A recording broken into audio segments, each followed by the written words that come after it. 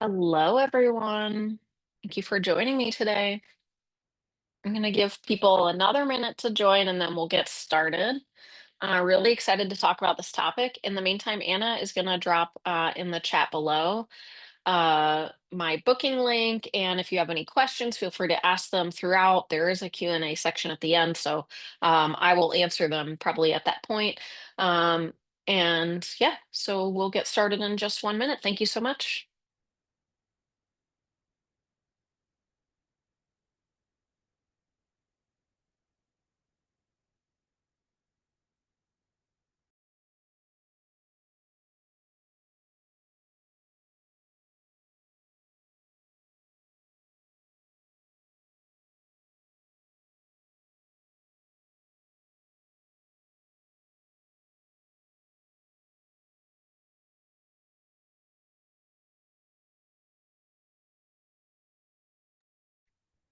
All right, let's jump right in.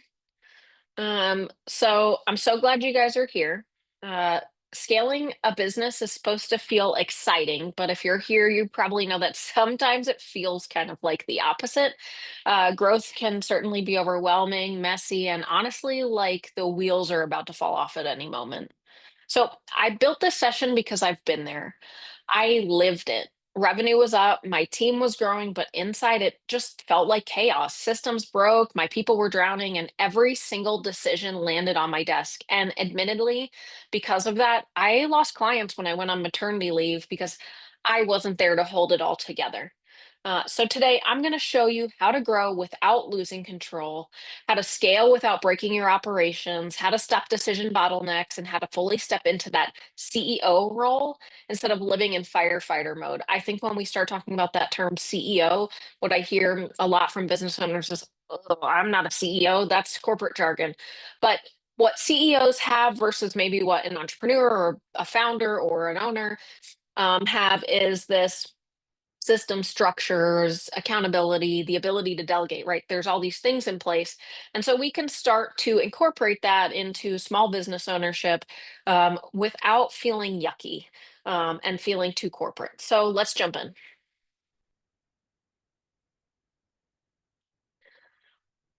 Before we dive into the subject, let me give you a quick version of who I am and why I care so much about this topic. I work with growth stage business owners who are stuck in the weeds of the day to day, carrying the weight of every decision and wondering, is this what scaling is supposed to feel like? I help owners build businesses that don't rely on them to function with strategy, accountable teams, and systems that actually support their growth. I've spent 15 plus years building systems that drive sustainable revenue. And today, as the VP here at Strategy Leaders, we've been helping owners scale for 30 years. Actually, this is our 30th year in business.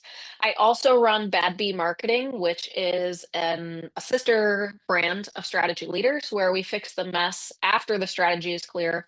And I co-founded Find Staff few years ago with a couple of my friends, where we take that headache out of hiring. But honestly, my most important role is being a mom of three, including a new baby. I know firsthand what it means to juggle growth, life, and leadership all at once and trying to figure it out. Here's the thing. I don't teach from theory. I've lived through the chaos of scaling. I've seen the systems break. I've felt what happens when every decision lands on you as the owner. And I've also seen what's possible when you put the right strategy and systems into place. And I've seen that shift in our clients, and it is amazing. And that's why I'm here. And that's what today is all about. So let me ground you in a little context about who we are here at Strategy Leaders and why that matters for you today. So, our team at Strategy Leaders has been helping small business owners grow, scale, and succeed and exit successfully for 30 years. We're not teaching theories. Our approach is built on decades of experience and grounded in research done at Columbia University with Andy on why small businesses fail. And what we found is that you could inject cash all day, but ultimately, what you need to do is educate the owner and teach them how to run this business, this next stage of business. And we will talk about stage one versus stage two, and I'll get into that later. And what this means for you is that everything we do is about helping owners like you move from reactive, founder dependent chaos to structured, scalable, profitable companies that don't break when they grow. So, together with Bad Bee Marketing and strategy leaders and Find staff, we've built a toolkit that covers strategy, marketing, and people. We've worked across industries, manufacturing, logistics, services, and with clients across the US and a few amazing international clients as well. That depth means that we've seen the same growth challenges show up in wildly different businesses. One thing you should know about us is that we're passionate advocates for hardworking business owners. We're proudly family owned, just like many of our clients. The point here is that we know what scaling really looks like, both in the wins and the challenges, and we're here to give you a real playbook today. All right. So here's where we're going today. First, we're going to get clear on why growth feels like chaos. And spoiler alert, it's not because you're doing it wrong. Then I'll walk you through the three shifts every business has to make to scale without breaking, building systems that actually scale, killing the decision bottlenecks that keep you stuck, and stepping fully into that CEO role instead of living as the firefighter in chief. I'll share a couple of real client stories along the way so you can see what this looks like in practice. And finally, I'll give you clear next steps if you want help putting this into action. Does that sound good for everyone? Let's dive in. All right, let's get real for a second. Growth looks great on paper. Revenue's up, maybe head count's up, but the inside of the business, it doesn't feel like winning. It feels like losing control. If you give me 1 second, I realize I'm like off kilter here. So here's how it usually shows up. The systems that worked at 2 million aren't holding at 5. And so things start to break. Your team is overwhelmed, putting in long hours, but still dropping balls. Every decision somehow lands back on your desk. So instead of leading, you're just reacting.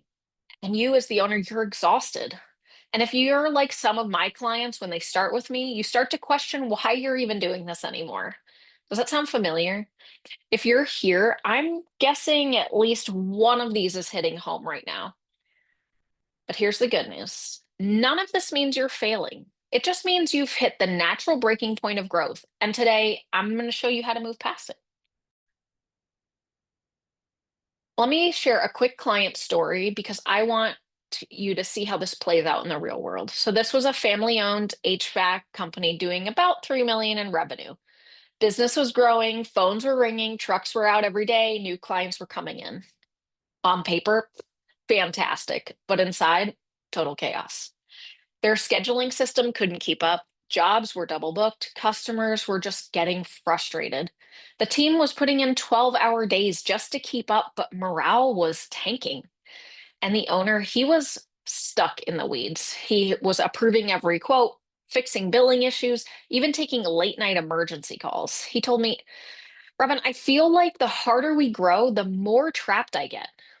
That's the trap so many owners fall into, growth without control. And that's exactly why I'm walking you through this framework today, because once we fixed the systems, killed the bottlenecks, and shifted his role, growth went from exhausting to exciting again. So let's pause here because I know some of you are thinking, and my HVAC client even said this out loud to me, if growth just means more stress, why should I even want it? It's a valid concern. And that's the fear most owners carry, but rarely admit. And admittedly, I have been there, I have felt that. And so here's the truth growth isn't the enemy, broken systems are. Growth doesn't cause chaos, it just exposes the cracks that were already there.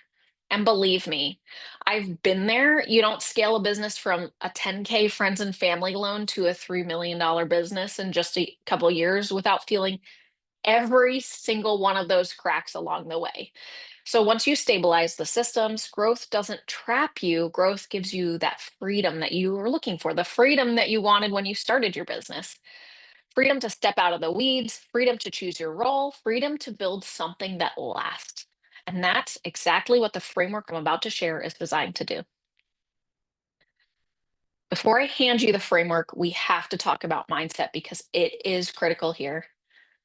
Because scaling doesn't start in your operations or your org chart. It starts in your own head as the owner. Here's the loop that most owners get stuck in. The fear is if I grow, I'll just make the chaos bigger.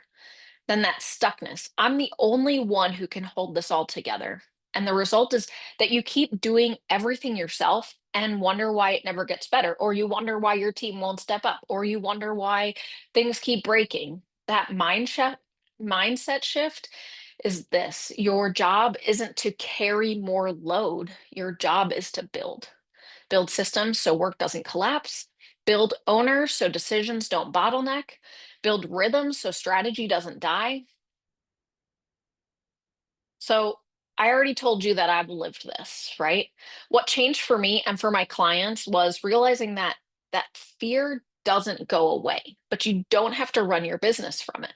You can run it from structure, clarity, and trust instead. And that's what these three shifts are going to give you. All right. So, how do you actually grow without losing control?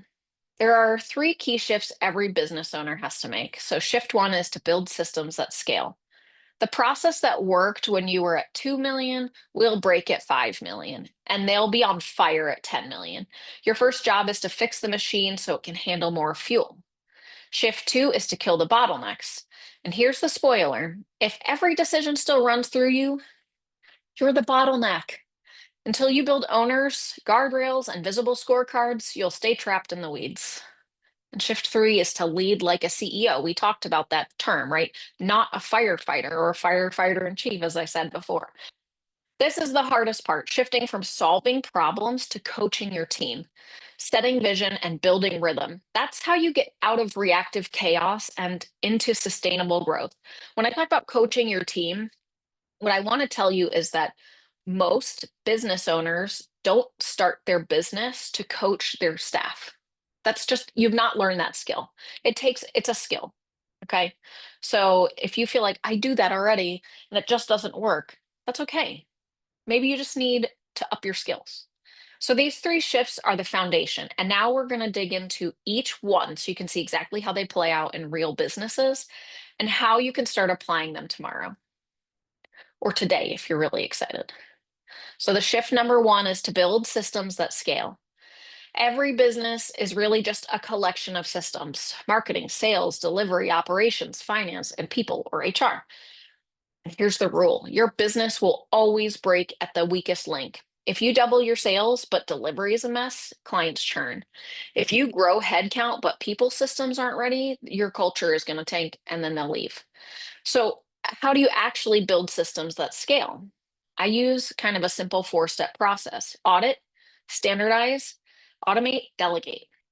So, when we talk about audit, first, we want to identify the cracks. Ask, if I doubled revenue tomorrow, what would break first? That's where you start. Then we standardize. So, we're going to write down how things get done today, even if it's messy, document it. Documenting something is better than nothing. Chaos can't be fixed if the process only lives in your head.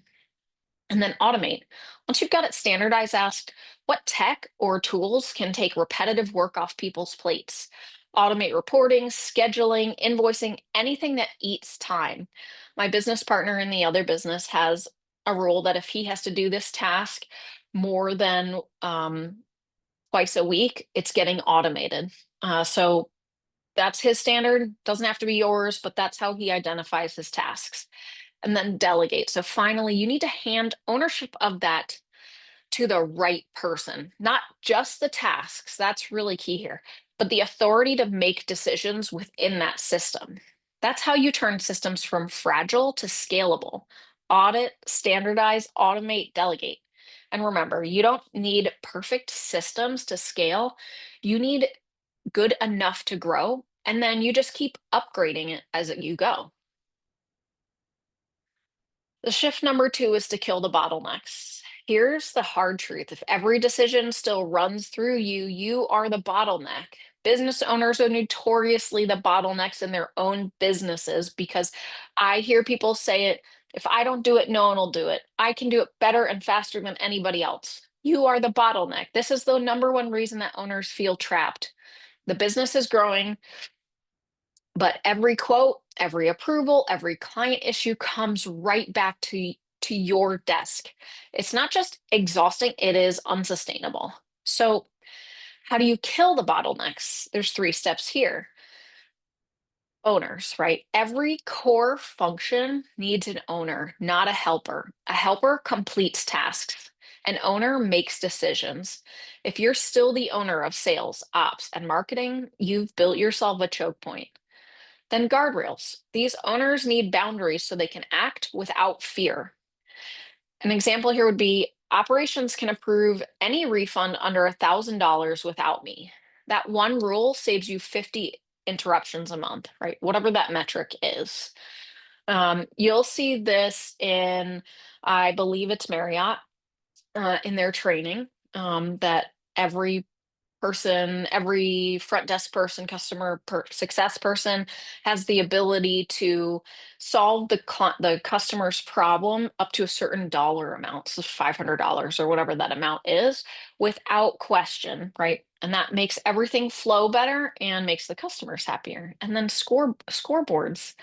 Visibility kills bottlenecks. When your team can see the numbers, they don't have to keep asking, "How are we doing?" because they already know.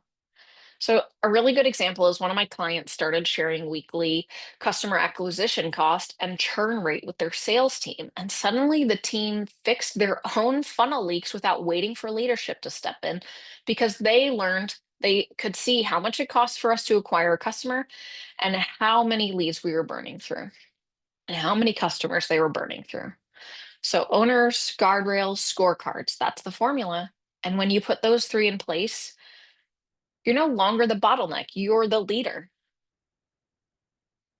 And then the shift number three is lead like a CEO, not a firefighter. And this is the toughest transformation for most owners because for years you've built your identity around being the problem solver, the one who fixes everything, the hero that saves the day, even if you don't even if you don't outwardly say that. But here's the truth. If you're fighting fires all day, you're not leading, you're just burning yourself out. The CEO role comes down to three things: vision, coaching, and rhythm. So, vision, your job is to keep everyone focused on where the company is headed, not just what's happening today. If you don't get to set the direction, your team will default to busyness instead of progress. When it comes to coaching, instead of solving every issue yourself, teach your leaders how to think, decide, and act. What we like to do, what I love this exercise with my clients, is when people come to me with a problem, I train them, I coach them to come to me with a solution, right? Even if it's wrong, that's okay, right? So when I work with my clients is when people underneath them, their managers, whatever it might be, are coming to them, "Hey, I have this question, I don't know how to solve this," is to say, "What do you think we should do?" Right? It could be wrong, but that gives you an opportunity to coach and say, I really like where you're going with that thought. What if we did it this way instead?" Right? And over time, you start to teach them how to answer their own questions. It's magic. So that HVAC client that I mentioned, once he stopped answering every service call himself and started coaching his operations lead, the whole company got stronger. And then when we talk about rhythm, this is the secret sauce. Without rhythm, strategy dies in a Google Doc. So here's a rhythm that you can steal.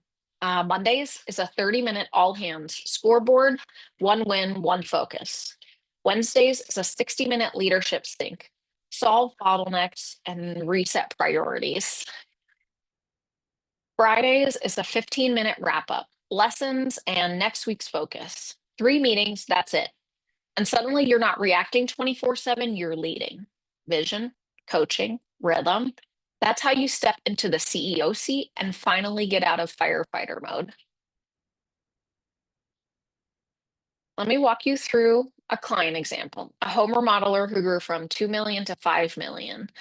The problem was that jobs were double booked, crews were exhausted, and sales and ops weren't speaking the same language. The owner was in the middle of everything, approving every discount, every schedule change, every customer issue. He told me, "The more we grow, the more trapped I feel in this business." So we started by standardizing their scheduling and delivery systems. No more sticky notes and text chains, a real system that everyone could trust. They actually had a software that no one was using except the owner and one manager. So we got everyone into the system. We gave site managers real ownership with guardrails so they could make decisions on the spot without having to go back to the owner. We built a shared scoreboard so sales and operations were finally on the same page. And we introduced a weekly leadership rhythm so alignment didn't slip. So I don't want this to just be theory. I want you to leave with something you can apply tomorrow morning. So here's three simple steps you can take to this point. With you is step one is to audit your six functions: marketing, sales, delivery, operations, finance, people. Ask yourself, if I doubled revenue tomorrow, which function would break first? That is your starting point. Step two is to write one decision guardrail, something your team can use right away. For example, operations can improve discounts under 10% without me. That one rule will save you 20 interruptions this week alone. And step three is pick one rhythm. It doesn't need to be complicated. Maybe it's a Monday 30-minute all hands to review the scoreboard and set the week's focus. Consistency beats chaos. And I will tell you that when you start to put these in place, you will get people in your organization who are adverse to change, and they might fight you. And they might be resistant. And so, what you need to do is be transparent with them and say, hey, I noticed these issues. I would like to fix them. Here's how we're going to go do that. So audit, guardrail, rhythm. That's your starting point to grow without losing control. And if you do even one of these this week, you will feel a difference. Okay, so here's the thing. You can't see clearly when you're stuck in the weeds. When you're inside the chaos, everything feels urgent. Every email, every client issue, every fire looks like it needs your attention right now. And when you're operating from that space, all your decisions get made in survival mode. Have you ever been in one of those um, hurricane machines where you step yourself in, you put your money in, and then the wind blows like a hurricane? My kids love them. But this is what it feels like with decisions flying at you, right? And you're just like, I just got to grab one. I just got to make the decisions. And I'm in survival mode to get out of this hurricane tunnel. But here's the shift. When you step outside the chaos, you start to see differently. So, me watching from the outside of this hurricane machine, I see differently than the people inside the hurricane machine, right? You see patterns instead of problems. You see root causes instead of the symptoms of the chaos. That outside perspective, even if it's just stepping back for an hour a week, changes everything. One of the most powerful tools for stepping outside is creating a long term plan. Because when you anchor yourself and your team to a bigger picture, the daily chaos stops driving the bus. So I want to talk about a 3-year plan, but here's what I hear all the time from business owners. Robyn, we can't even predict next quarter. How the hell are we supposed to plan 3 years out? And I get it. I really do. But here's the truth: a 3-year plan isn't about predicting the future. This isn't Miss Cleo. It's about setting direction. So when you take a longer view, the chaos starts to calm. Every decision stops being about what's on fire today and instead gets anchored to, does this move us closer to where we want to be in 3 years? This is the power of the 3-year plan. It doesn't eliminate uncertainty, but it gives you a compass. It shifts you out of reaction mode and into mode. So think longer, lead stronger. And here's how to build a 3-year plan you'll actually use without turning it into a binder on the shelf. This is something we do with our clients. This is kind of a cursory overview of how we build a 3-year plan. So just getting that out of the way. So step one is to define where you want to be in 3 years. Paint that picture. Revenue, profit, teams, clients, lifestyle, that matters. What does success look like to you? Step two is to map success across the six functions. Take that big vision and break it down into marketing, sales, delivery, operations, finance, and people. Ask, what does winning look like in each of these areas? And then step three, identify obstacles and pre-build solutions. For every goal, write down the obstacle that could block you. Actually, we usually write a couple. We do 3 to 5 obstacles for each goal on average. Um, and then this is where this becomes a game changer because I could do obstacles all day, right? Like this is a problem, that's going to be a problem. That keeps us in this negative space. What we want to do is then create the action steps to solve those obstacles. Okay, so example, if your goal is to double sales, a likely obstacle might be delivery capacity.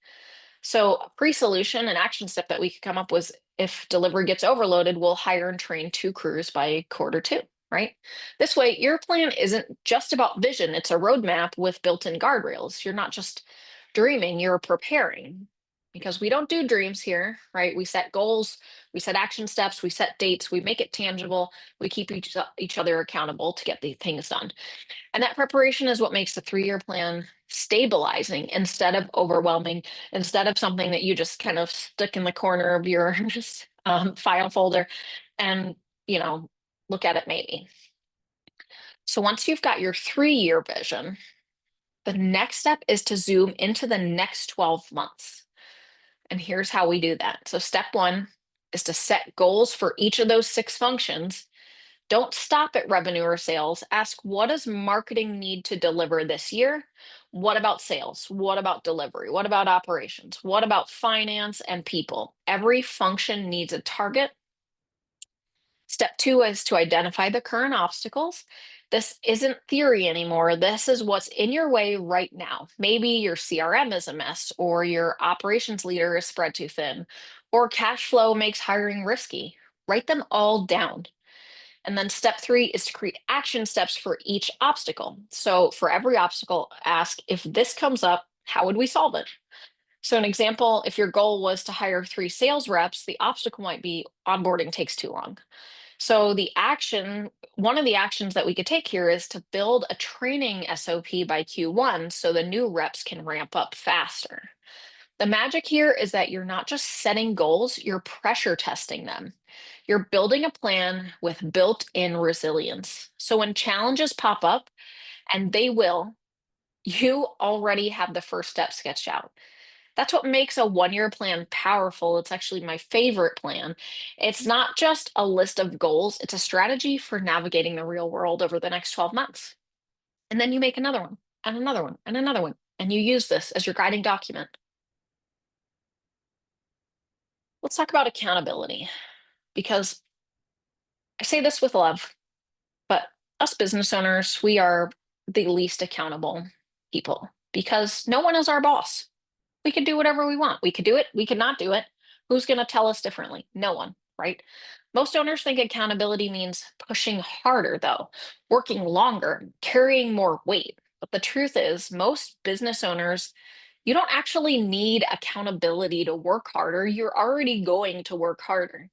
The numbers prove it. Nearly 88% of entrepreneurs report struggling with anxiety, stress, burnout. You're already giving it everything you've got. So, real accountability isn't about grinding more. I want to get rid of this hustle culture. It's about letting go. Cue the Frozen music. This is something we work with clients on all the time. There's a shift that happens when you go from stage one, entrepreneurial opportunist, where everything sits on your shoulders, you win with hustle and heroics, you grind, to stage two, business builder, where the business runs with stability and predictability. Here's the tricky part. Stage one feels chaotic, but it also feels rewarding. So every time you swoop in to save the day, your brain gives you a dopamine hit. I'm needed. I matter. I fixed it. And that's why we develop a love-hate relationship with chaos that keeps us in stage one, in chaos. But stage two is different. It's stable, consistent, predictable. And at first, it feels wrong almost. And sometimes it feels boring. Owners tell me, if I'm not fighting fires, am I really doing enough? Am I proving my worth here? That's the accountability test. breaking that dopamine loop of chaos and leaning into stability. Because stability isn't weakness, it's what lets your team thrive, your system scale, and you finally step into that CEO seat. So, this is the shift that we coach owners through all the time. Stage one is the entrepreneurial opportunist. Sorry, my screen froze. Okay. So everything sits on your shoulders. We used to have this graphic on our website that was like a circus tent. And so stage one, you are the tent pole in the center of that circus tent. Everything sits on your shoulders. The business runs on hustle and heroics. You're swooping in to solve problems. And the weight, it's just more and more weight on your back as the business grows. More revenue, more stress. Stage two is the business builder stage. Here, systems and people carry the weight. You're not, you're no longer a circus tent. You are building a house, right? With foundation and walls and structure and all the windows and the beautiful things, right? Success is measured by stability and predictability, and your role shifts into setting vision and coaching leaders and running rhythms. And what I will also tell you is if your plan is to eventually exit this business for money, and that tentpole businesses are very hard to sell for their value because the next buyer doesn't want you as the center of the business universe, right? They want you to leave and they want the business to function without you, typically. Here's something I really want you to hear. The age of your business does not determine your stage. I've worked with 30-year-old companies that have been stuck in stage one for 3 decades. And I've worked with businesses that hit stage two in under 5 years. It's not about time in business. It's about whether you've made that mindset shift and system shift. And here's the kicker. Stage two feels uncomfortable at first. Without the chaos and dopamine hits, many owners wonder, am I really doing enough?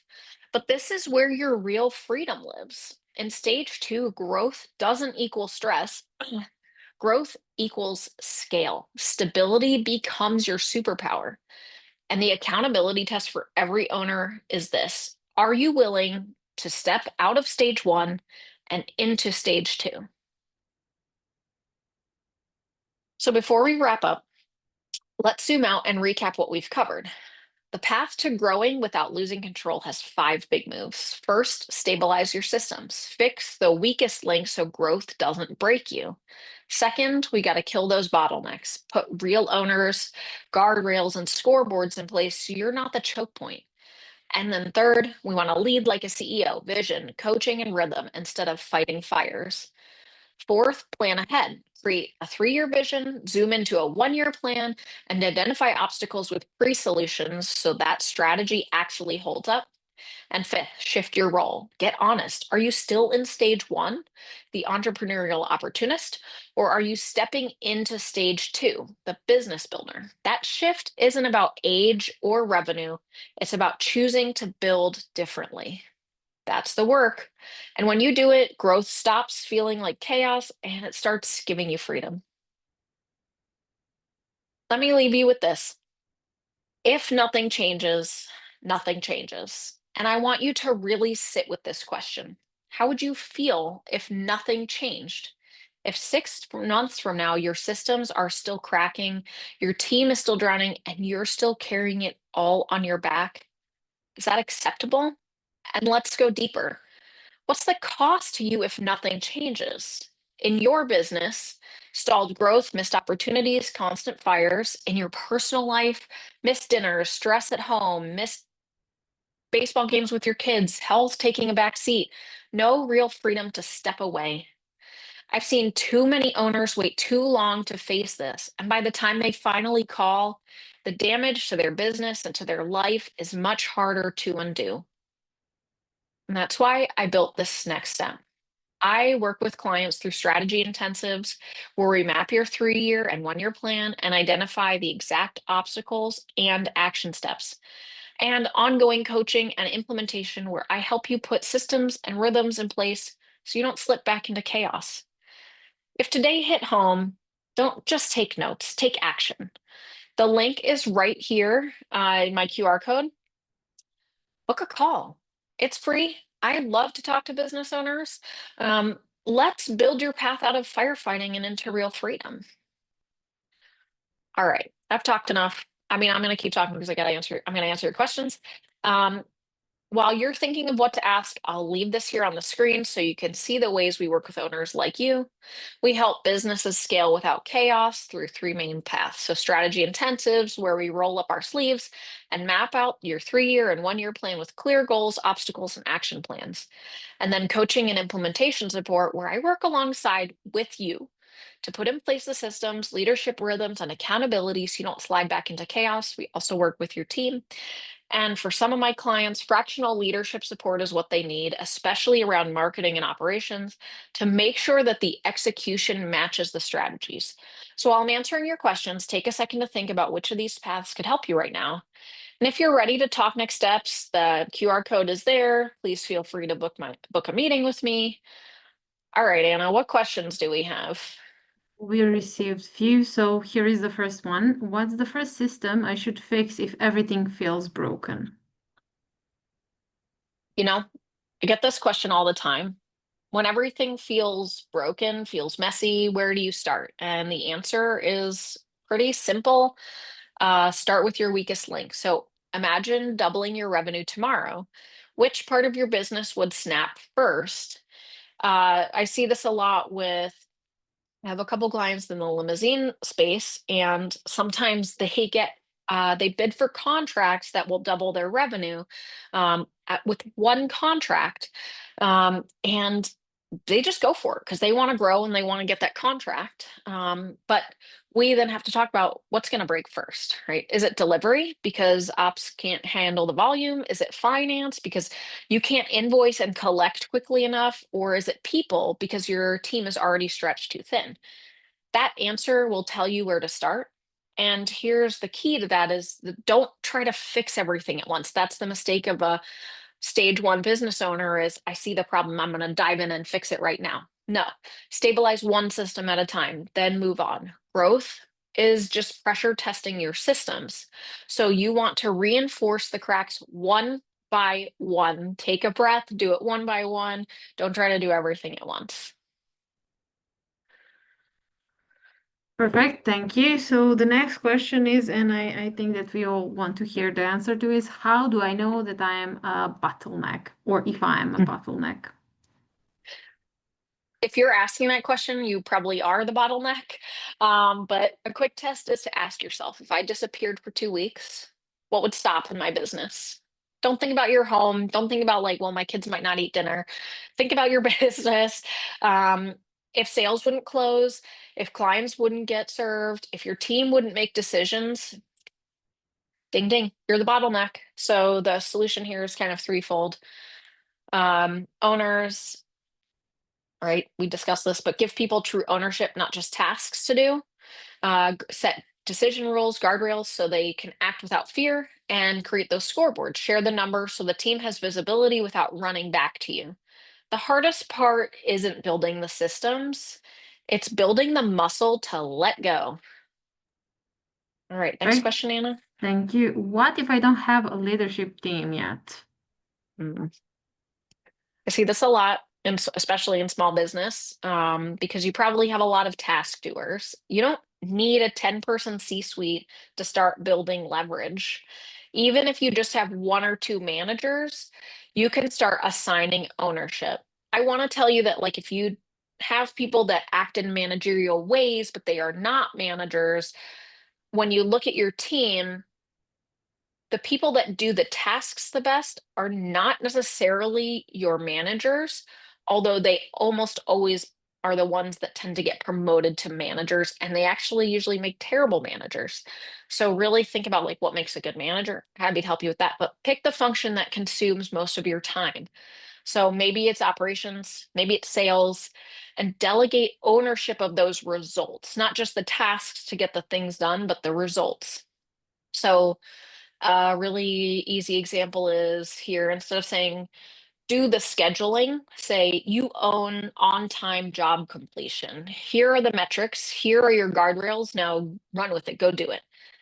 Even with a small team, you can build the habits of a stage two business, of stage two leadership, and those habits are what allow you to scale.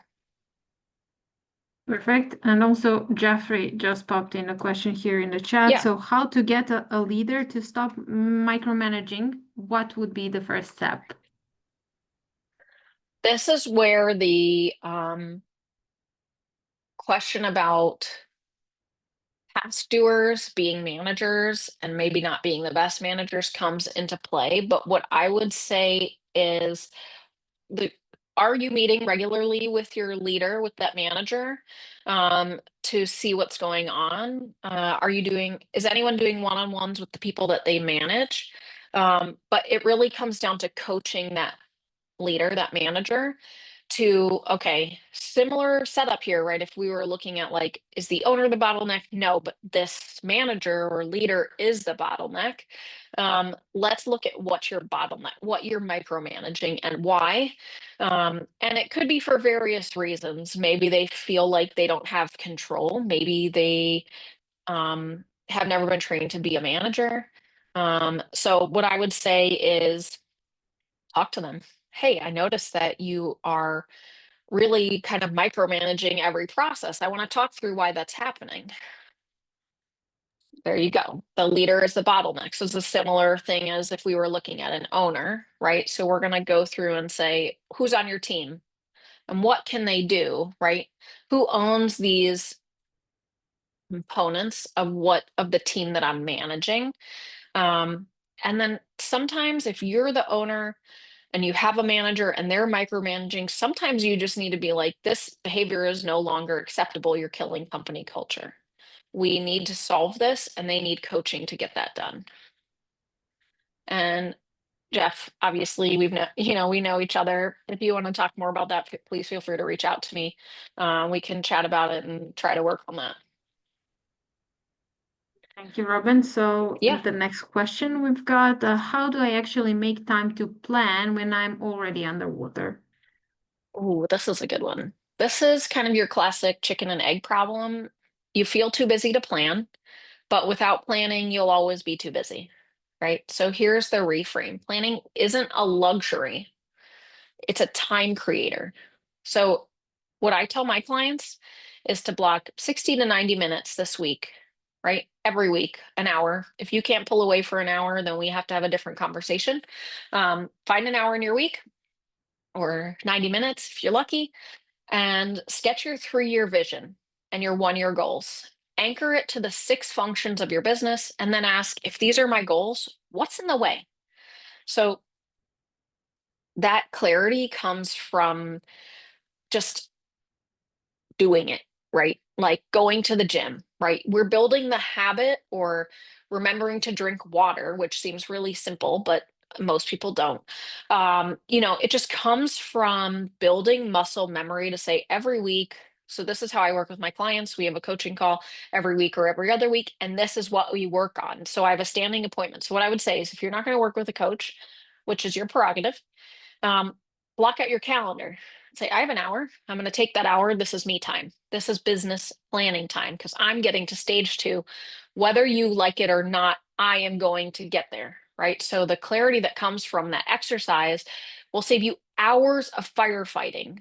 So again, this is, you feel too busy to plan, but without planning, you will always be too busy. Planning feels hard in the moment, but it's one of the highest leverage uses of your time as the owner. You are the highest paid employee, and you should not be doing the little tasks. You need to be doing the big brain work. Perfect. Thank you. So, this is an interesting one. What if my team resists systems and accountability? People hate change. I will tell you that. Most people are adverse to change, even if they're like, I love change. It's not true. So it's totally normal. Most teams will be resistant at first. because firefighting has become familiar and accountability to get things done feels uncomfortable. And I think this comes from people believing that they might get fired. That's where I see it a lot is, oh my God, if I don't hit this metric, they're going to fire me. That's a culture issue. But here's the trick. We want to frame the systems as stress reducers, not control mechanisms, right? So uh, instead of saying we're rolling out a new process because we need more accountability, buzzwords, ugh, makes me uncomfortable, right? We could say this process is here so you don't have to guess or get stuck. It'll make your life easier. You'll get hours back in your day, right? All these things. And when you show them those scoreboards and you focus on visibility and not punishment, people want to win. They just need to know what winning feels like. We see this actually a lot when owners are hesitant to share P&L's numbers with their management team. And ultimately, it's to the detriment of your department managers because they can't see what's coming, but you can still show them numbers without showing them everything, right? So yes, it's going to be uncomfortable for them. You're going to get resistance. You can't get mad at them for being resistant, right? We are trying to get them to do a new thing, and people don't like to do new things. Thank you, Robin. The next one is how do I know if I am the stage one or stage two? Yeah, so that's a good one. Like I said earlier, age of your business does not determine what stage you're in. But I want you to ask yourself, does growth give me freedom or does it give me stress? So in stage one, entrepreneurial opportunist, everything is going to sit on your shoulders. Chaos is normal, and every win depends on you. In stage two, where we shift to that business builder, systems and people carry that weight, and growth actually adds freedom to you for you because the business isn't dependent on you, right? Like if you feel like the tent pole of your circus tent business, then you are in stage one. If you feel like you've got teams in place and the business can run without you, you're in stage two. And what I will say is like you could be in the middle of construction. So maybe your tentpole business is in the process of moving to stage two, and that can feel chaotic as well. And so, just be mindful of where you are. Um, and it's not about how long you've been a business. It's about that shift in mindset and systems. Not everything here needs to depend on me. And I would prefer if it didn't, because I would like to go on vacation to Bali where no one can talk to me, right? Think about those kinds of things. Thank you. And we have one more. And what's the cost of not changing? Ooh, this is really a question for you, right? Um, this is personal for everyone, but this is the question that a lot of owners avoid but it is the most important, and they avoid it because it is uncomfortable.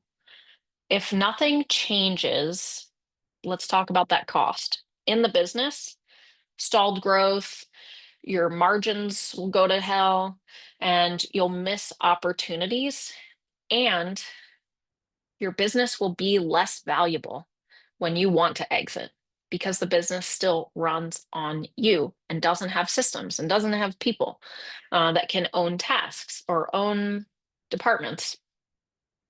In your team, you'll see burnout, turnover, a lack of accountability. You'll see this cultural shift within your organization where people feel like they don't want to be there anymore. A couple years ago, we had that like silent quitting phenomenon, which has existed for years. It wasn't new. But what we were really seeing was just mass burnout. Teams were spread thin. Owners couldn't hire. They didn't have the budget. Global remote hiring wasn't really a thing, or it was, but what didn't really seem tangible for small businesses. And so they couldn't expand their team. They couldn't put in the correct training, things like that. And that's what we saw. And then in your life, so I want to reiterate this, almost 88% of entrepreneurs say that they struggle with anxiety, with stress, or burnout. You will sacrifice your health, your family, your freedom if you continue to avoid change.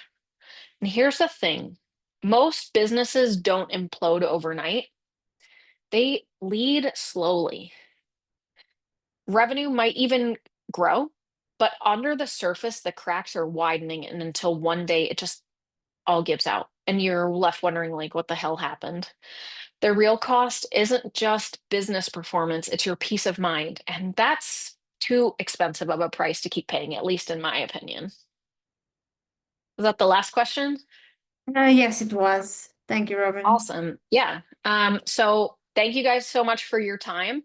My booking link is here. My email is there. You can text me. My phone number is there.